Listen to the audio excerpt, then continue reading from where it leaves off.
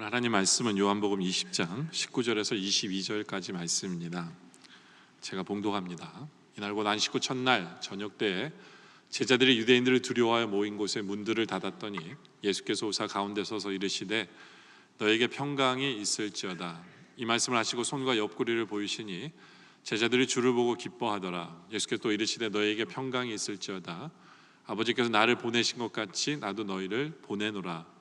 이 말씀을 하시고 그들을 향하사 숨을 내쉬며 이르시되 성령을 받으라. 아멘. 오늘도 계속해서 부활하신 주님 앞에서의 모습들을 우리는 보게 됩니다. 제자들은 이날도 주님은 부활하셨다는 소문이 있는데 두려움에 쌓여서 밀실에 모여 있는 것을 보게 됩니다. 오늘 말씀 19절에 보니까 이날 곧 안식구 첫날 저녁 때 제자들이 유대인들을 두려워하여 모인 곳에 문들을 닫았더니 라고 얘기합니다. 문 하나만 닫은 게 아니라 모든 문이란 문은 다 걸어 닫은 거예요. 창문도 그렇고 다 문들, 그렇죠? 복수죠, 그렇죠? 여러 개 모든 문을 다 닫아버리고 밀실을 만들어 버린 것입니다. 왜요? 걱정이 돼서, 두려워서, 오늘 말씀대로하면 두려워서 이들은 그러니까 참 우리의 눈으로 보면 보잘것없는 믿음의 소유자들로 우리는 보게 됩니다. 두려움에 쌓여서 전전긍긍하고 나가지도 못하고 아무것도 못하는, 예수님을 3년 동안 쫓아다녀서 여러 가지 이적과 기적을 체험했다라고 간증하면서 살았던 사람들이, 또 주님께서 선포하시는 주옥 같은 말씀을 들었던 사람들이, 이들은 두려움 속에서 헤어나지 못하고 그 밀실에 갇혀있는 자기들 스스로를 가둬두는 그러한 모습을 보게 됩니다. 근데 부활의 주님을 만난 후에는 괜찮았을까요? 여기 보면 19절부터 22절에 보면 주님이 오셔서 그들에게 말씀까지 주시는 장면이 22절이에요. 이제 부활의 주님을 만났습니다. 만났으면 세상에 나가야 되는데 26절에 가서 보면요, 여드레를 그러니까 일주일이 지났어요. 주님 만난 지 일주일 지났는데 또 제자들이 다시 집안에 있을 때 거기도 어떻게 해요? 도마와 함께 그때는 도마가 없었어요. 첫 번째는. 근데 두 번째는 도마가 있었는데 거기서도 뭐 합니까? 문들이 닫혔는데, 그렇죠? 문들을 닫고 있어요. 아직도 부활의 주님을 만났지만 이들은 변화된 것은 없습니다. 아직도 두려웠어요. 아직도 두려워하고 있습니다. 저는 이들의 모습을 보면 참 죄송하지만 누구의 모습을 보는 것 같은지 아세요? 교회의 모습을 보는 것 같아요. 교회의 모습을. 이들은 주님을 사랑한다라고 말합니다. 이들은 주님을 믿는다고 말합니다. 이들은 부활의 주님을 만났다라고 이야기합니다. 이들은 부활을 믿는다라고 얘기합니다. 근데 아직도 이들은 두려워합니다. 이들은 세상에 나가지도 못합니다. 이들은 근심 속에 있습니다. 이들 스스로는 꽁꽁 걸어 잠근 그 문 속에서 아무것도 하지 못하고 능력 없는 사람처럼, 포기한 사람처럼 살아가고 있는 이들의 모습, 이것이 교회의 모습이 아닌가. 오늘날의 교회의 모습, 우리 교회는 어떻습니까? 우리가 담대하게 주의 이름을 가지고 세상에 나가는 교회입니까? 우리는 어떠합니까? 우리는 어떠합니까? 우리 주님께서는 그러한 상황 속에 있는 그들에게 세 가지의 말씀을 주십니다. 그것이 오늘 말씀 21절과 22절의 말씀인데요, 예수께서 또 이르시되 너희에게 평강이 있을지어다 라고 주님이 말씀을 하십니다. 이게 첫 번째 말씀이에요. 두려움 속에 있는 이들에게 평강이 있을지어다.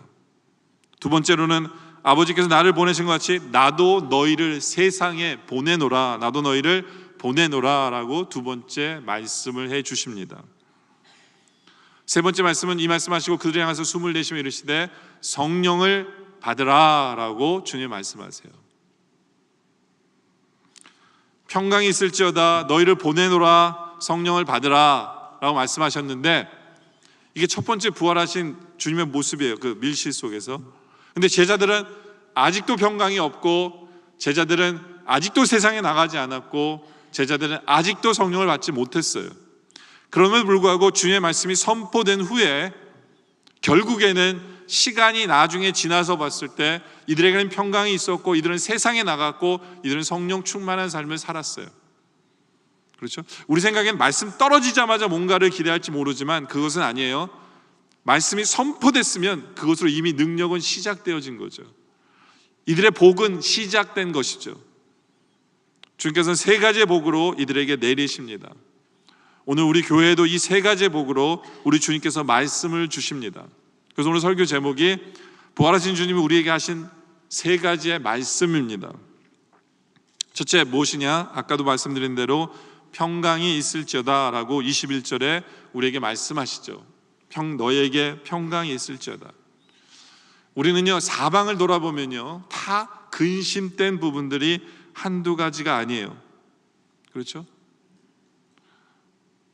우리가 애들을 키우면, 아기들을 키우면 요즘에는 잠도 불안해서 자는 걸 봐야 돼. 왜냐면 뒤집어서 재우면 얘가 토하면 또 그 토한 것 때문에 식도를 호흡기를 막아서 죽을지도 모른다는 얘기 때문에 애기 재우는 것도 불안해요. 온통 불안해요. 그렇지 않아요? 이제 애들이 밖에 나가서 놀지도 못해요. 차가 위험해서, 사람이 위험해서. 그렇죠? 네. 여자애들은 더 하죠. 그렇죠? 학교 보내놓고도 불안해요. 얘가 공부는 잘하는 건지, 이상한 친구를 만나가지고 이상한 짓 안 하는 건지. 예. 학교 보내던 것도 불안해요. 근데 이제는 대학교 가도 불안해요. 파리만 하는 게 아닌지, 교회는 나가는 건지. 그렇지 않아요? 이 많은 등록금 빚져가지고 얘는 어떻게 갚을런지. 근데 졸업을 해도 더 걱정해요. 직업은 잡을 수 있을런지. 그렇죠? 요즘엔 결혼을 시켜도 걱정해요. 잘 살는지, 이혼은 안 할는지. 뭐 걱정할 걸 보면요, 세고 센 거예요. 그냥 불안하고 두렵고 걱정되는 일이 한두 가지가 아니에요. 이건 가족만 보더라도 그래요. 뭐 여러분들 하는 일에 보면 불안한 것 투성이고 두려움 투성이에요. 두려움 투성. 그런 우리들에게 우리 주님이 우리에게 말씀하시는 게 뭐냐면 평강이 있을지어다 선포해요. 여러분들, 이 말씀이 뭐냐면 이제부터 평강이 임할 것이다 라고 선포하는 거예요. 이 말씀 앞에 우리는 믿음이 필요합니다. 두려움 속에 있는 제자들, 두려워서 문 다 걸어 잠그고 나가지도 못하면서 그 좁아 터진 곳에 있는 이들, 그런 그들에게 주님께서 오셔서 평강이 있을지어다. 근데 이들은요, 안 그래도 두려워 속에 있는데 문 다 걸어 잠갔는데 예수님 쑥 들어오신 거예요. 더 놀랐어요. 귀신인 줄 알고. 그러니까 예수님의 부활의 몸은 시공간을 이렇게 통과하세요. 그러니까 뭐 이렇게 육신의 몸을 입으셨는데 부활의 몸은요, 벽을 통과하세요. 그러니까 나중에도 이제 우리가 부활하잖아요. 우리도 그럴 거예요. 우리를 막는 게 없을 거예요. 그러니까 우리가 생각하는 정확한 부활의 몸은 아니에요. 그러니까 우리가 이 몸은 아니라는 거죠. 더 좋은 몸이에요. 더 좋은 몸. 꼭 무슨 우주 영화 얘기하는 것 같은데, 하여튼 그러니까 막아도 통과해요. 주님은 들어오신 거예요. 그러니까 놀란 거예요. 귀신인 줄 알고. 그랬을 때 주님께서 그들에게 구멍난 손을 보이시고 구멍난 옆구리를 보이시니까 그제야 우리 주님이시구나 하면서 그들이 기뻐하면서 주님의 음성을 듣습니다. 근데요, 저는 제자들이 마냥 기뻐하진 않았을 것 같아요. 그럼 인간도 아니죠. 그렇죠? 왜냐하면 주님 십자가 졌을 때 다 도망가고 이제 처음 만나는 거거든요. 세상 말로 하면 주님을 배신한 자들이에요. 주님을 배신한 자들이에요. 그러니까 한쪽으로는 걱정도 됐을 거예요. 야, 너희들이 3년 동안 내 제자라고 다니면서 어떻게 너희들이 그럴 수 있느냐라고 주님께서 야단을 치실만도 한데 주님은 그런 말씀 하나도 안 하시고. 여러분들, 우리에게 제일 그 상처가 되는 게 뭐냐면 이 배신이거든요. 배신. 이게 제일 큰 상처가 되는 것 같아요. 배신이. 그런데 주님이 제일 배신당하신 거 아니에요? 그러니까 제일 힘드셨을 것 같아요. 제일 아프셨을 것 같아요. 제자들을 보면서 아프셨을 것 같아요. 그런데 주님께서 그들에게 하신 첫 말씀이 뭐냐면 평강이 있을지어다. 평강이 있을지어다. 또 주님께서 두 번째 나타나셔서도 도마가 있을 때에도 26절에 보면 또 뭐라고 말씀하세요? 너에게 평강이 있을지어다. 그리고 우리 지난번에 막달라 마리아가 주님 부활해서 주님 만났을 때도 주님이 하신 말씀 기억하세요? 평강이 있을지어다. 우리 주님께서는 부활하신 후에 가장 많은 말씀을 하신 게 뭐냐면 평강이 있을지어다예요. 왜 부활하신 후에 이 말씀을 제일 많이 하셨을까? 물론 십자가 달려 죽으셨을 때 제자들이 너무너무 두려워했기 때문에, 평강이 없기 때문에 평강을 선포해 주신 게 맞지만, 부활하신 후에 왜 평강이 있을지라고 말씀하셨냐? 바로 이 부활과 평강은 직접적인 연관이 있기 때문에 그래요. 첫째로 부활하신 주님을 믿게 되면 평강을 누릴 수밖에 없는 이유는 우리는 이제 죽음을 이긴 사람이 돼버리는 거예요. 우리에게 가장 큰 두려움은 죽는 거거든요. 근데 더 이상 우리는 죽는 것이 나쁜 거라고 생각 안 해요. 우린 죽어도 살겠고 영원히 사는 것이 우리가 되는 것이 주님의 부활 때문에 누리는 거예요. 더 이상 죽음에 대한 두려움이 없습니다. 그럴 때는 평강할 수밖에 없죠. 우리 삶 속에서도 역전을 일으키시는 그것이 부활이기 때문에 지금은 어려울지 모르지만 우리는 결과를 이미 알고 있기 때문에 우리는 평강합니다. 우리는 이미 결과를 알고 있는 사람이에요. 그건 뭐예요? 선을 이루는 것을 알고 있죠. 우리의 삶은 부활로 결론을 지어질 것을 알고 있기 때문에 우리는 평강이라는 단어를 쓸 수 있어요. 그래서 부활하신 주님이 나타나시면서 평강이 있을지어다 라고 선포하실 수밖에 없는 이유는 믿으면 평강을 누릴 수밖에 없는 거예요. 그렇죠? 여러분들, 이 평강은 오직 주님만이 주실 수 있는 것입니다. 근데 이 세상 사람들은 이 평강을 얻기 위해서 돈이 평강을 준다라고 마음을 편하게 할 거라고 생각해서 열심히 동분서주하며 돈을 법니다. 근데 돈 평강이 없잖아요. 좀 더 큰 집, 좀 더 좋은 차, 좀 더 좋은 옷을 입으면 평강이 있을 줄 아는데 그렇지 않잖아요. 건강하면 평강이 있을 줄 알고 열심히 운동합니다. 힘이 있으면 평강이 누릴 줄 알고 권력을 쫓아 살아갑니다. 그러나 거긴 평강이 없어요. 왜요? 이 평강은 오직 주님만이 주실 수 있는 거예요. 세상 사람들은 잘못된 길로 가요. 그것도 평강을 누리기 위해서 마약을 하고 술에 빠져보기도 하고 여자에 빠져보기도 합니다. 평강 얻을 수 없어요. 오직 예수님만이, 우리 하나님만이 주실 수 있는 것이 평강이에요. 그리고 그것이 주님의 뜻이에요. 민수기 6장 24절에 여호와는 그 얼굴을 내게로 향하여 드사 평강 주시기를 원하노라 할지니라 하라. 우리 주님은 우리에게 평강 주시기를 원하세요. 그래서 주님 평강을 주세요 하면 주세요. 시편 29편 11절에 여호와께서 자기 백성에게 힘을 주시며 여호와께서 자기 백성에게 평강의 복을 주시리로다. 이것이 하나님의 뜻이에요. 하나님 우리에게 평강을 주시길 원하십니다. 구약에 와서는 이제 예수님이 그 모든 평강을 주시는 분이 되죠. 왜요? 이사야서 9장 6절에 보면 우리 예수님은 맨 뒷부분에 보면 평강의 왕이시기 때문에, 모든 평강을 소유하신 분이 주님이시기 때문에 그분이 우리에게 평강을 주시는 분 맞습니다. 그래서 사도 바울도 그 사실을 알기 때문에 항상 인사할 때마다, 교회들에게마다 인사할 때마다 로마서 1장 7절처럼 인사해요. 우리 아버지와 주 예수 그리스도로부터 은혜와 평강이 있기를 원하노라. 왜요? 평강이 누구에게 오는 거기 때문에, 하나님과 예수님에게 오는 거기 때문에 그분으로부터 평강이 너에게 있기를 원하노라 라고 항상 축복합니다. 바로 평강을 주시는 우리 주님께서 지금 우리에게 말씀하십니다. 평강이 있을지어다. 그럼 우리는 어떻게 평강을 누려요? 단순합니다. 믿으면 돼요.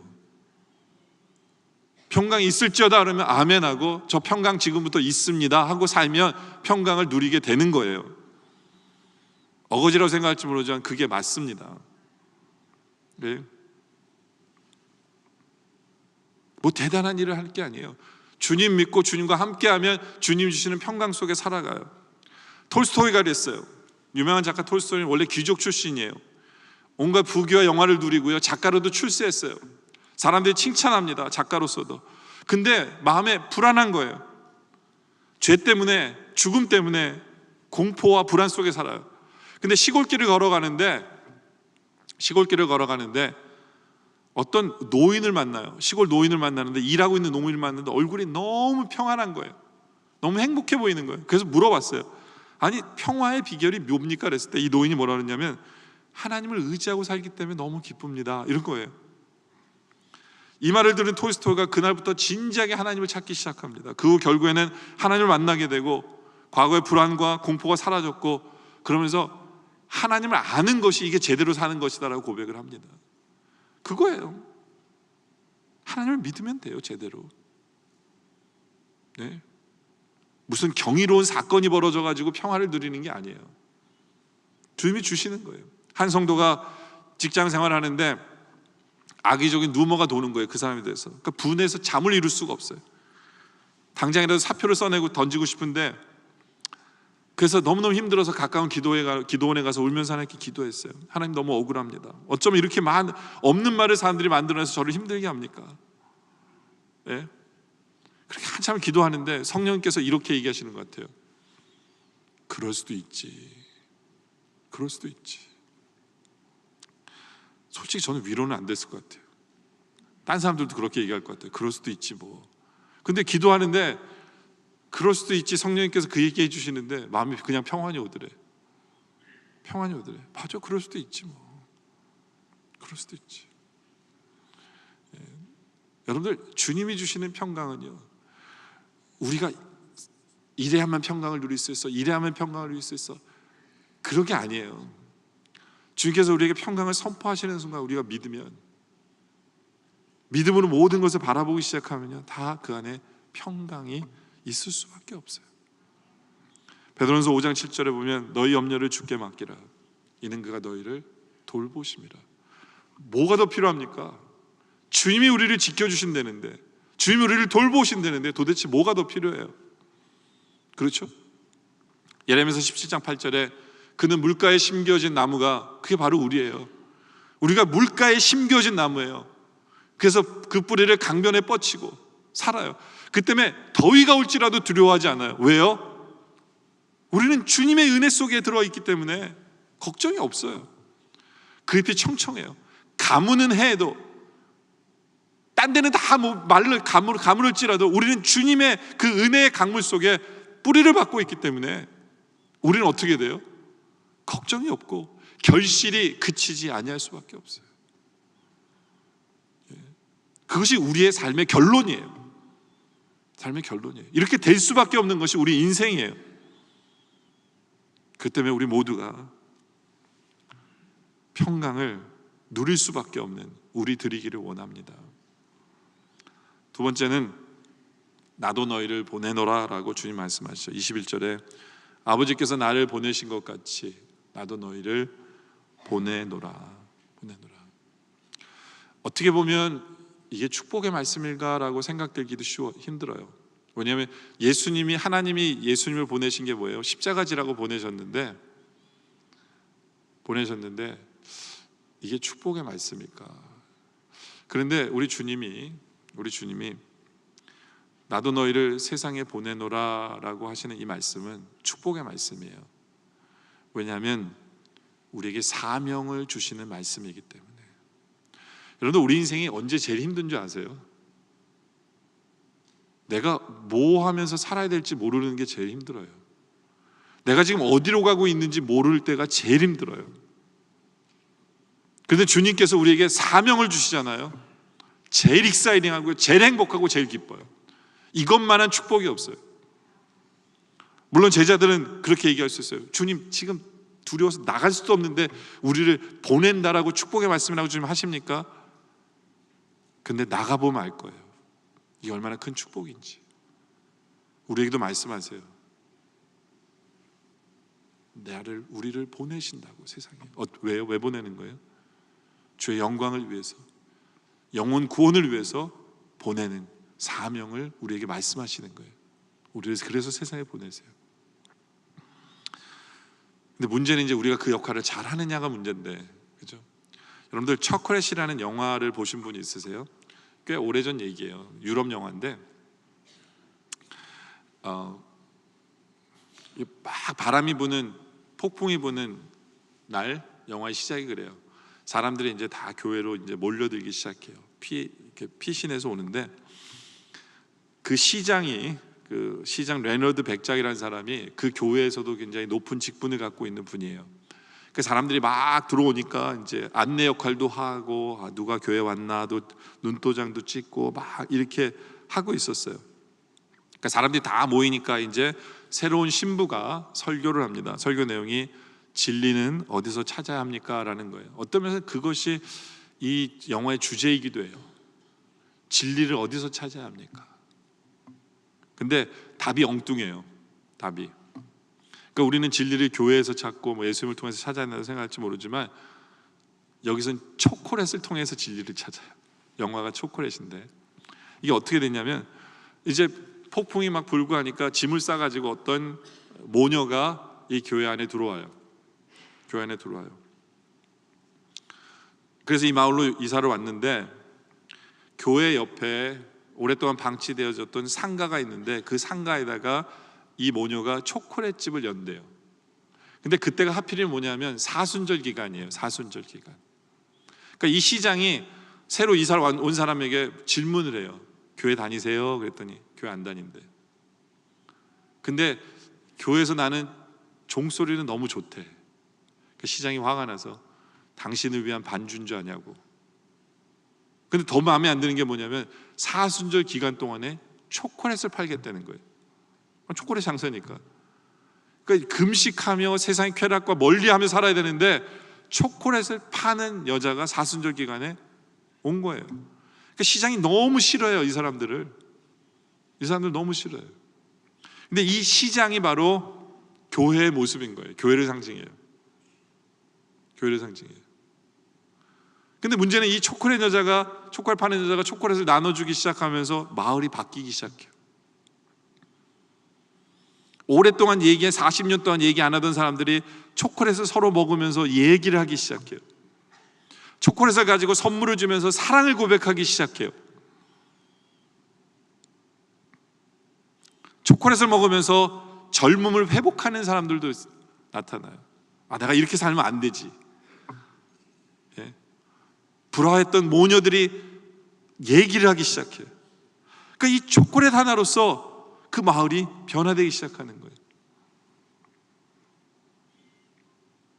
제가 그 영화를 보면서 무슨 생각을 했을까요?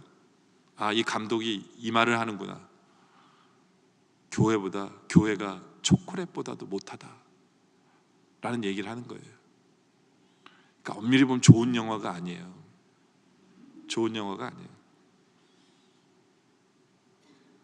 그 율법주의자적인 그 시장이 교회를 상징하는데, 그 사람은 아무도 문을 열은 적이 없어요. 초콜릿이 마음을 열게 하고 초콜릿이 서로 사랑하게 만든 거예요. 여러분들, 우리가 초콜릿보다도 못해서야 되겠습니까? 예? 우리는 정말 세상에 나갔는데, 이제는 세상에서 핍박이 없으니까 세상 속에 들어가 살면서 정말 세상에 나온 사람들 맞습니까? 우리를 통해서 다른 사람들이 예수를 알고 믿고 싶어지게 만드는 그러한 삶을 살아가고 있습니까? 마하마트 간디는 힌두교인이에요. 근데 기독교 교육을 충분히 받은 사람이에요. 기독교에 대해서 우리보다 성경을 더 잘 알아요. 근데 이 사람이 뭐라고 얘기한 줄 아세요? 나는 예수 그리스도를 존경하지만 예수 믿는 사람들 때문에 예수 안 믿는데. 그게 오늘날의 현실이에요. 우리의 모습은 어떠합니까? 네. 오늘날에는 많은 사람들이요, 성도들 때문에 오히려 상처받는 사람들이 너무 많은 것 같아요. 복이 돼야 되는데. 그 이유가 여러 가지 있는데, 첫 번째 이유 중에 하나가 뭐냐면 율법주의 때문에 그런 것 같아요. 자기도 그렇게 살지 못하면서 남한테 그거를 강조해요. 남한테. 자기도 그렇게 살지 못하면서. 그러다 보니까 그 얘기를 들은 사람들이 하나님을 어떻게 생각하냐면, 하나님이 나를 정죄하신 하나님으로 생각하는 거예요. 나는 그렇게 살 수 없는데 그렇게 살아야만 된다고 얘기하고, 그렇게 살지 못하면 나를 벌을 주시는 하나님처럼 우리가 세상 속에서 그 사람들에게 보이니까 그 사람들이 어떻게 예수 믿고 싶어지겠어요? 그렇지 않아요?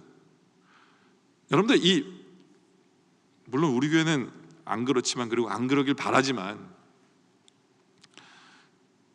이 PK들 중에 삐뚤어진 분들이 많잖아요. PK가 뭐냐면 패스터스 킷, 목사님 자녀들 중에 삐뚤어진 사람들 많잖아요. 왜 삐뚤어진 사람들이 많을까요? 예? 자기가 목사도 아닌데 목사님 아들이 되었다는 이유 때문에 주위에 있는 사람들이 목사처럼 욕을 하기 때문에 그래요.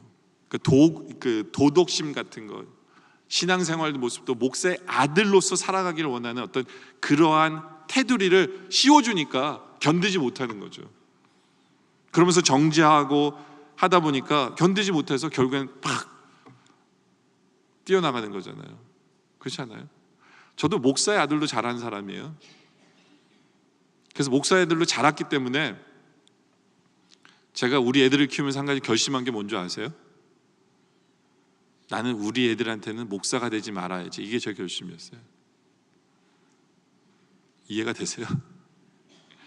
네? 난 아빠가 돼야지 우리 애들한테 목사가 되지 말아야지. 우리 아내한테도 마찬가지예요. 저는 저희 아내를 대하면서도 결심한 게 뭐냐면, 나는 우리 아내한테 남편이 돼야지 목사가 되지 말아야지. 이게 제 결심이었어요. 간단해요. 목사처럼 안 굴면 돼요. 목사처럼 설교 안 하면 돼요. 우리 애들한테. 목사처럼 저희 아내한테 설교 안 하면 돼요. 예? 그래서 어떤 면에 있어서는 제 설교를 가장 안 듣는 사람이 우리 애들이랑 우리 와이프일 수 있어요. 예. 근데 우리가 어떤 룰을 정해놓고요, 그 룰 속에서 이렇게 살아야만 돼. 이게 율법주의예요. 하나님이 주신 율법도 아닌데 우리가 어떤 룰을 만들어놔서 왜 이렇게 안 사냐고 하는 게 율법주의예요. 그렇게 안 살면 정지하고, 그럼 거기서 아픔이 있는 거예요. 그럼 신앙이 없는 사람들은요, 그 얘기 들으면 더 프레셔 느끼는 거예요. 저렇게 사는 게 신앙이야? 안 하고 말지. 이런 거거든요. 우리 주님이 주시는 프레셔가 아니잖아요. 그건 어떤 율법주의가 주는 프레셔예요. 그럼 이게 전도가 안 돼요. 또 두 번째 이유는요, 너무 과장이 심해요. 우리 크리스천들은. 과장이 심하다는 얘기는 뭐냐면, 마치 심하게 얘기하면 위선자예요. 세상에 나가는 우리 크리스천들이 이래야만 된다고 착각하는 것 같아요. 그게 뭐냐? 잘 돼야만 한다고, 크리스천은 잘된 것만 보여야만 하나님께 영광이 된다는 착각 속에 있는, 그래서 과장하는 거예요. 우리 가정은 괜찮아, 우리 가정은 좋아. 예? 아파도 안 아픈 척, 아프면 안 되는 것처럼. 예? 신앙이기 때문에 정신병에 걸리면 안 되는 착각, 말도 안 되거든요. 신앙이 좋으면 병에 안 걸려요? 신앙이 좋으면 정신병에 안 걸립니까? 아니에요. 그건 육신적인 병이에요. 예? 신앙이 나쁘기 때문에 생기는 게 아니거든요. 근데 신앙생활 하면서 그 얘기도 못하게 만들면 그게 뭡니까? 그렇잖아요? 늘 좋아야만 합니까? 늘 좋아야만 해요? 좋은 것만 보여야 돼요? 마치 우리 가정은 가와 만사성의 표본을 보여야 된다고 착각하는 분들이 있어요. 그래서 신앙인의 자녀라면 다 자녀가 잘 돼야만 하고, 부모 말씀 잘 들어야 되고, 공부도 잘해야만 한다고 생각해요. 그러다가 만약 애들 중에 한 명이 불량한 청소년이 되면 그건 부모의 잘못입니까? 애들이 우리 마음대로 됩니까? 그렇지 않아요? 예? 그거 가지고 숨겨야 돼요.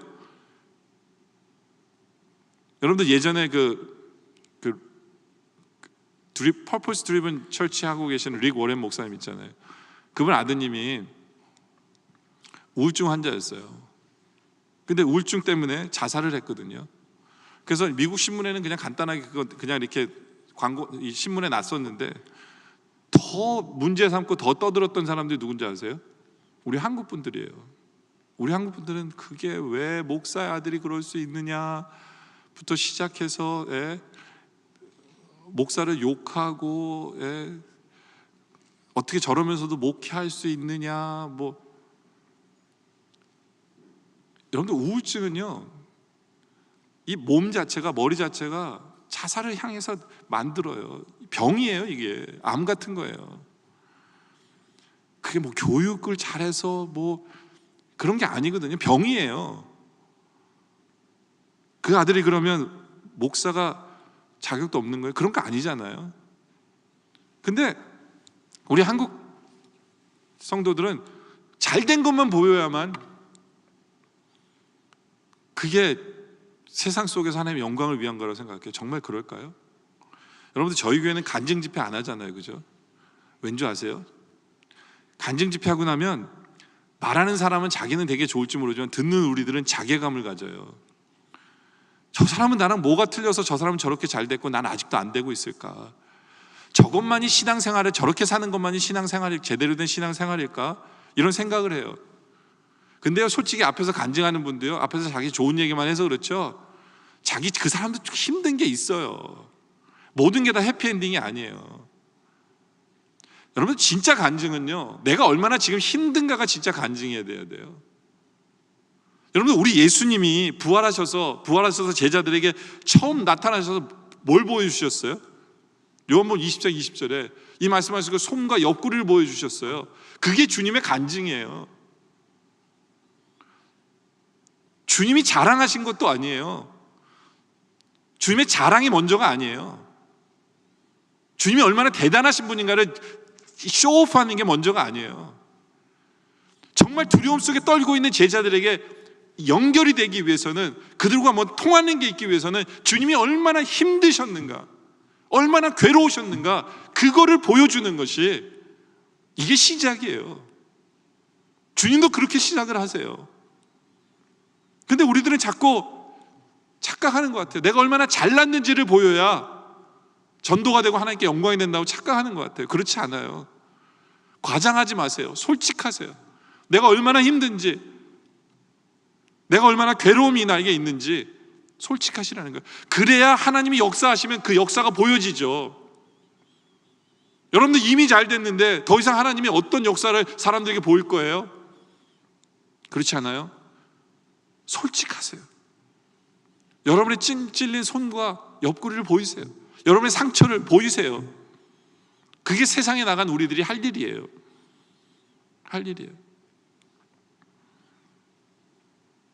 내가 얼마나 부족한지를 알려야 하나님이 나를 어떻게 바꿔주셨는지를 보여줄 거 아니에요? 그렇지 않아요?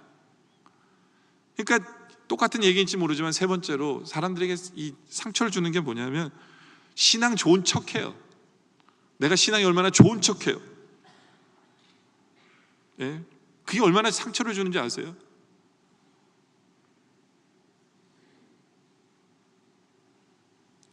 저희 교회 보니까 이제 교회변에 달라스 영락 장로교라고 붙었더라고요. 예? 전 지금부터 두려워요. 뭐가 두렵냐면 운전하시는 분이 이제부터는 진짜 잘해야 돼요. 과속도 하면 안 되고요. 이제는 교회 이름 붙어서 나간 거예요. 예? 그렇지 않아요? 여러분들 제가 왜 이렇게 세상에 나가면 목사라는 얘기 안 하는 줄 아세요? 왜? 목사처럼 살기를 바라니까 제가 얘기 안 하는 거예요. 그냥 제 모습을 보고 난 후에 저 사람이 목사구나, 이래야 은혜가 되니까. 목사인 줄 알면 버터 스탠다드 이렇게 보고 절 보거든요. 예? 근데 세상에 나가서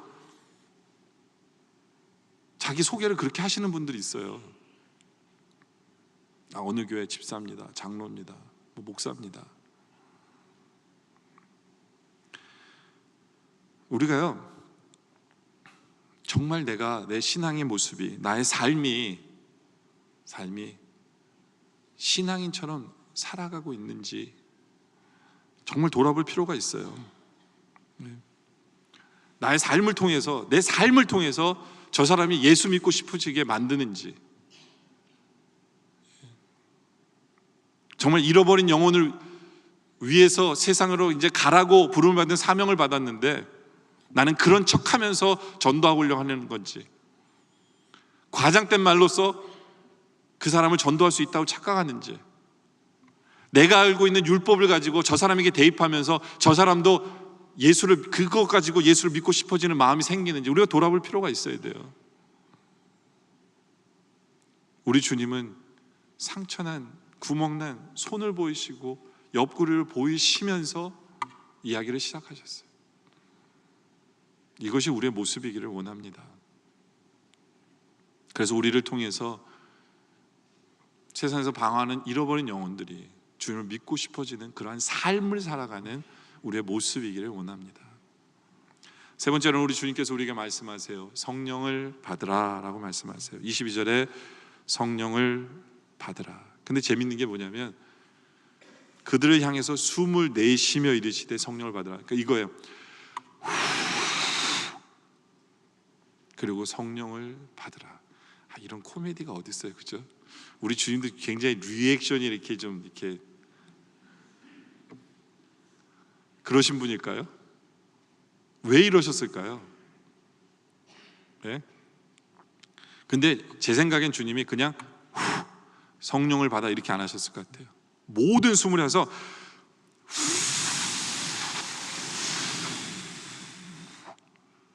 성령을 받으라 이렇게 하셨을 것 같아요. 왜 이러셨을까요? 왜 이렇게 하셨을까요?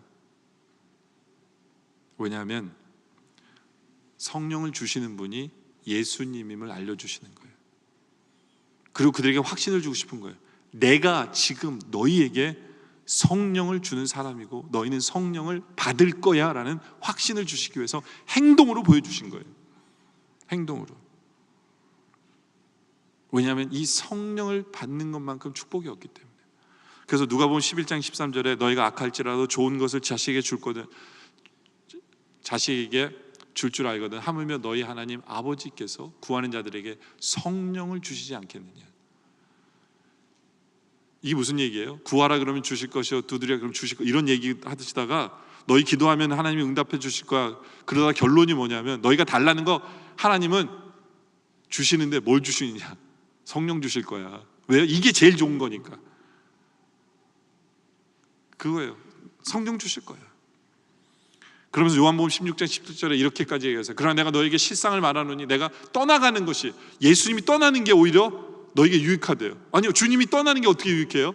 왜냐하면 내가 떠나가지 아니하면 보혜사가 너에게 오지 않고 내가 가야 보혜사 성령을 주시니까 이 좋은 보혜사 성령을 너에게 주기 위해서 내가 간다 라고 주님이 얘기하시죠. 이 성령만큼 좋은 게 없어요. 근데 제자들에게는 성령을 받으라라고 얘기하셨어요. 근데 우리에게 해당되는 건 아니에요. 왜냐하면 우리는 이미 뭐 했기 때문에? 성령을 받았기 때문에. 그래서 우리는 이 말씀을 어떻게 받아들인다냐면 성령의 은혜 속에 살아가라라는 거예요. 성령의 은혜 속에 살아가라. 우리는 우리 안에 이미 계신 예수를 믿는 그 순간 성령이 우리 안에 거하시잖아요. 바로 그 성령님이 계시기 때문에 성령께서 우리 삶 속에 역사하시는 그 은혜를 바라보며 우리가 날마다 살아가는 우리들이기를 원해요. 그래서 성령님이 내 안에 계시다는 확인이 여러분에게 있기를 원합니다. 그 좋은 성령님, 여러분들 그 좋은 성령님이 여러분에게 계시기 때문에 성경이 믿어지는 거 아세요, 여러분들? 안 그랬으면 설교하는 사람 되게 골치 아플 거예요. 왜냐면 우리 주님 부활하셨습니다 그러면 사방에서 그럴 거예요. 말도 안 되는 소리 하지 말라고. 그냥 안 믿어지니까 여기 앉아있고 싶겠어요? 그렇잖아요. 세상적으로 과학적으로 말도 안 되는 얘기를 제가 여러분들한테 전달하고 있는데 여러분들 가만히 듣고 계시잖아요. 여러분 미친 겁니까? 여러분 이성이 통하지 않는 분들이에요. 왜 그게 믿어져요? 물고기 2마리와 떡 5개로 5,000명을 먹는다는데, 먹이셨다는데 그게 믿어져요, 여러분들? 세상 사람들은 미친 사람들이라고 그래요. 여러분들 교회 나가기 반대하는 남편들이 가장 큰 이유가 뭔지 아세요? 우리 와이프 교회 나가면 미칠까 봐 걱정해서 못 나가게 한다는 거예요. 그게 가장 큰 이유예요. 근데 여러분들 이미 미친 거예요? 어떻게 이게 믿어져요? 왜? 네, 이제부터 믿어야지 해서 믿으신 거예요? 이게 노력해서 됩니까? 아니에요. 성령님이 여러분에 들어와 계시기 때문에 믿어지는 거예요. 그 좋은 성령님 우리가 모시고 살아요. 그리고 우리는 지금도 그 은혜 속에 살아가고 있어요. 여러분들 성령님 때문에 얼마나 많이 변했는 줄 아세요? 어떤 자매가 백화점에 취직을 했어요. 근데 주위 동료들이 다 불신자들이에요. 그러니까 이제부터 결단하는 거예요. 내가 저들과 다르게 살아야지. 저들이 파리 가면 난 안 가야지. 저들이 술 먹으면 난 안 마셔야지. 난 믿는 자로서 본이 돼야지. 그렇지만 믿는 티는 안 내야지. 막 이러면서 이제 살아가는데 어느 순간 자기를 이렇게 보니까 그렇게 결심 안 해도 되더라는 거예요. 왜냐하면 저들이 좋아하는 거 난 하나도 안 좋아해. 술 먹는 것도 안 좋아하고 파리 가는 것도 안 좋아하고 안 좋은 거예요. 그러니까 막 나를 안 가야지 이럴 필요가 없는 자기를 보는 거예요. 바라본 거예요. 그래서 느낀 게 뭐냐면 난 진짜 많이 변했구나. 이거 누가 변하게 해주신 거예요? 그게 성령님의 은혜예요. 그게. 그래서 너무 신기해가지고 자기 믿음의 선배한 누나한테, 언니한테 가서 그랬대요. 언니, 제가 그게 싫어졌어. 어떻게 이렇게 됐지 내가? 그랬더니 그 언니가 너 평화를 상징하는 비둘기 알지? 이 비둘기는 지상의 온갖 그 더러운 오물 속에 살아가지만 자기의 그 하얀 그 색깔을 유지하면서 살아. 그 날개를 어떻게 유지하면서 사는 줄 알아? 그 날개 밑에서 계속 기름이 흘러나와서 더러움을 계속 씻어주기 때문이에요. 그게 성령님이에요. 성령님이 지키심이에요. 지키심. 그러니까 우리가 하나님의 자녀로 살아갈 수 있는 그 힘은 성령님의 은혜 때문에 그래요. 은혜 때문에. 근데 성령님이 우리에게 요구하시는 건 있어요. 그 뭐냐면 성령의 충만함을 받으래요. 이게 무슨 뜻일까요? 성령의 충만함을 받으라. 그건 뭐냐면 성령님께서 지금도 우리에게 얘기하시거든요. 말씀해 주시잖아요. 그거를 내가 결단해서 나를 죽이고 내가 그 말씀대로 살기로 결단하며 살라는 게 성령 충만이에요. 우리가 좀 더 우리 여러분들 성령 충만하지 않아도 여러분들 변하고 있어요. 성령 은혜 때문에. 근데 성령 충만하면 어떤 일이 벌어지냐? 더 빨리 변해요. 성령 충만하면 어떤 일이 벌어지냐? 좀 덜 힘들어요. 왜냐하면 성령께서 은혜 가운데 여러분 바뀌려면 힘들게 하고 어렵게 하면 바뀌잖아요, 여러분들. 근데 우리가 깨어 있어서 성령 충만해서 그래 말씀대로 결단하고 말씀대로 살아야지 주님이 나에게 이렇게 변하라고 얘기하시는가 해서 변하면 빨리 변하고 어려움 안 겪어도 되는 거예요. 이게 지혜로운 성도가 선택하는 게 성령 충만이에요. 이해가 되세요? 성령님께서는 지금도 우리를 변화시키기 위해서 정말 많은 것을 바꾸고 계세요. 어떤 분은 17가지의 변화를 얘기하더라고요. 첫째, 나쁜 버릇을 고쳐주고요. 둘째는 자기를 조종할 줄 알게 되고 이게 자기 템포를 조종할 줄 알게 되고 창조적 생각을 갖게 하고 영적 가치를 소중히 여기게 하고요. 화평을 나누는 사람이 되게 하고 어떤 문제에 해답을 줄 아는 사람이 되고요. 그 다음에 영적 설득력이 있고요. 반대 의견도 수용할 줄 알게 되고요. 믿음의 삶에 동반자가 생기고요. 여러분들 다 기억할 필요 없어요. 근데 여러분들 못하는 것만 지금 기억하시면 돼요. 제가 이렇게 얘기하는 것 중에. 왜냐하면 그거 지금 성령님이 바꾸고 계시니까 못하는 것만 이렇게 생각하시면 돼요. 반대 의견도 수용할 수 있게 되고요. 믿음의 삶에 동반자가 생기고요. 하나님의 섭리, 주님의 뜻대로 살고자 노력하고요. 주위 사람들에게 평안을 주고요. 이웃에게 진정으로 관심을 가지게 되고요. 자기의 모든 재능을 하나님의 영광을 위해서 사용하고 싶어지게 되고요. 강력한 끈기와 인내가 생기고요. 마음의 원한을 품지 않게 되고요. 모든 면에 믿음을 근거로 낙관주의자가 되고요. 남을 위해서 희생할 줄 아는 사람이 돼요. 이거보다 더 많을 거예요. 근데 이렇게 변화되게 하기 위해서 지금도 성령님은 역사하시고 여러분에게 말씀 주시고 하시거든요. 성령 충만한 사람은 그걸 캐치를 딱 해요. 그래서 이렇게 살아야지. 내가 내 마음에 아직도 원한을 품고 사는구나. 이러면 안 되지. 성령께서 나를 사랑할 줄 알게, 용서할 줄 알게 지금 나를 바꾸기 위해서 이런 일을 하시는구나. 깨어있고 동참. 이게 성령 충만이에요. 뭐 대단한 게 아니에요. 근데 성령 충만하지 않은 거는 성령님 알아서 해주세요. 저는 믿습니다. 성령님께서 해주세요. 믿으세요. 이렇게. 근데 그러면 이제 온갖 고난과 순환과 시간과 다 해서 결국 그렇게 되겠죠. 여러분 어떤 성도가 되고 싶으세요? 성령님이 이미 우리는 받았어요. 그 좋은 성령님이 우리 안에 계세요. 지금도 역사하고 계세요. 그리고 성령님은 절대로 우리를 포기하지 않으시는 하나님이에요. 우리를 변화시켜 가시는 하나님이에요. 그렇다면 우리는 좀 더 지혜로운 성도가 돼서 이미 주신 그 축복을 성령 충만한 삶으로 살아가는 우리 모두가 되었으면 좋겠어요. 말씀의 결론을 내리죠. 여러분들 평안한 것, 세상에 나가는 것, 그 다음에 성령을 받는 것, 이 세 가지는요 뗄래야 뗄 수 없는 역할을 갖고 있어요. 왜 우리는 어떻게 평안을 누려요? 성령님이 주시기 때문에, 성령 때문에 평안을 누리는 거예요. 우리는 어떻게 전도해요? 얼굴에 인상 쓰면 전도 안 돼요. 고통 속에 있지만 평안을 누리는 그 모습 때문에 예수 믿고 싶어지게 하는 거예요. 그게 세상을 나가는 성도의 모습이에요. 그렇죠? 그리고 우리는 어떻게 영혼 구원의 사역에 동참해요? 성령님이 도와주셔야 돼요. 그래서 주님이 그러잖아요. 성령을 받은 후에 너는 온 세상 끝까지 가는 증인이 되라고. 성령이 필요하신 거예요. 이 세 가지는 뗄래야 뗄 수가 없는 그 세 가지. 근데 우리에게 꼭 필요한 것을 주님이 부활하셔서 우리에게 축복의 말씀을 선포하신 거예요. 이제는 우리 할 일은 뭐냐면 믿음을 보이는 거예요. 주님이 나에게 평안을 주셨기 때문에, 평강을 주셨기 때문에 저 믿습니다. 저 이제부터 평강합니다. 주님이 나가라고 그러셨기에 이제는 주의 이름으로 나갑니다. 주님, 나에게 이미 성령을 주셨기 때문에 이제는 성령 충만해서 주님께 순종하며 삽니다. 이것이 우리의 모습이길 원해요.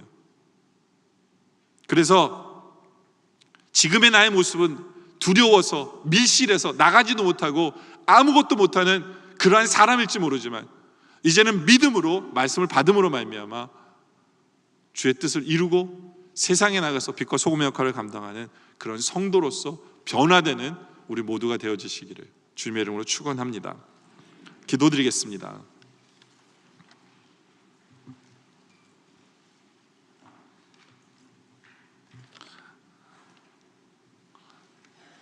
아버지 하나님, 정말 우리가 밀실에서 아무것도 하지 못하고 두려워서 게을러서 그렇게 서 있는 우리들에게 오늘 이 말씀 주심에 감사합니다. 주님께서 주신 평안 때문에 이제 평안합니다. 모든 것을 평안의 눈으로 바라보기에 정말 평안할 수밖에 없는 것을 고백합니다. 세상에 우리를 보내주심에 감사합니다. 이제 그 사명을 우리가 받고 세상에서 빛과 소금의 역할을 감당케 하여 주시고 다른 사람에게 시험 주지 않게 하여 주시옵소서. 우리에게 성령 주심에 감사합니다. 이제 성령의 충만함으로 살아가게 하여 주시옵소서. 그래야 이제 주님께 주신 이 축복들로 말미암아 세상에서 빛과 소금의 역할을 감당하며 하나님의 영광을 드러내며 살아가는 우리 모두 되게 하여 주시옵소서. 예수님의 이름으로 기도드립니다. 아멘.